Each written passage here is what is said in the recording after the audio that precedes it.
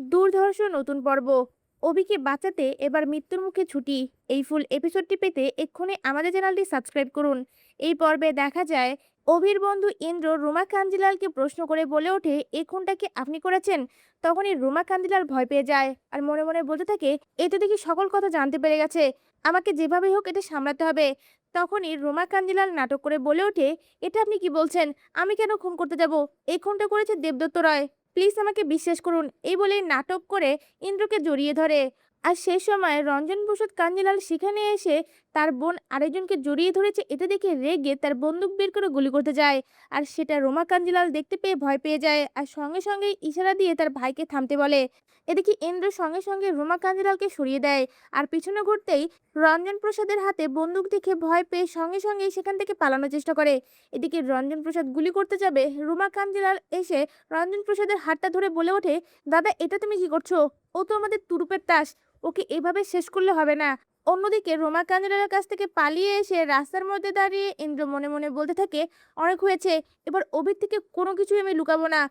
অভি এবং ছুটিকে এই সকল ঘটনা আমাকে খুলে বলতে হবে।" ইন্দ্র অফিসে যাওয়ার পরে অভি ও ছুটিকে রোমা কাঞ্জিলাল ও রঞ্জন প্রসাদ কাঞ্জিলালের সকল ঘটনা বলে দেয়। আর তার সঙ্গে রোমার রিলেশন ছিল সেটাও বলে দেয়।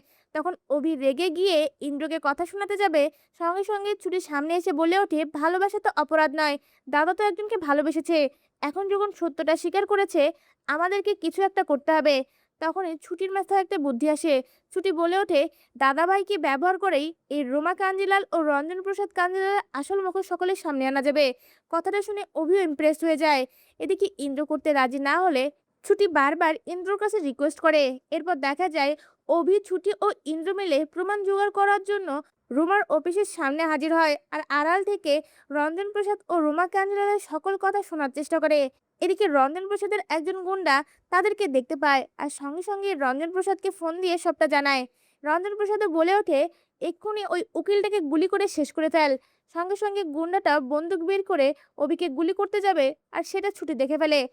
গুন্ডাটা গুলি করা মাত্রই ছুটি অভির সামনে এসে দাঁড়ায় আর গুলিটা গিয়ে ছুটির বুকে লাগে। আর সেটা দেখে অভি ছুটি বলে চিৎকার করে ওঠে। এরপর দেখা যায় অভি সঙ্গে সঙ্গে ছুটিকে হসপিটালে নিয়ে যায়। তা ভিউয়ার্স, অভি কি পারবে ছুটিকে এই মৃত্যুর মুখ থেকে ফিরিয়ে আনতে? আপনাদের কি মনে হয়? আপনাদের মূল্যবান মতামত আমাদের কমেন্টে জানান। ধন্যবাদ।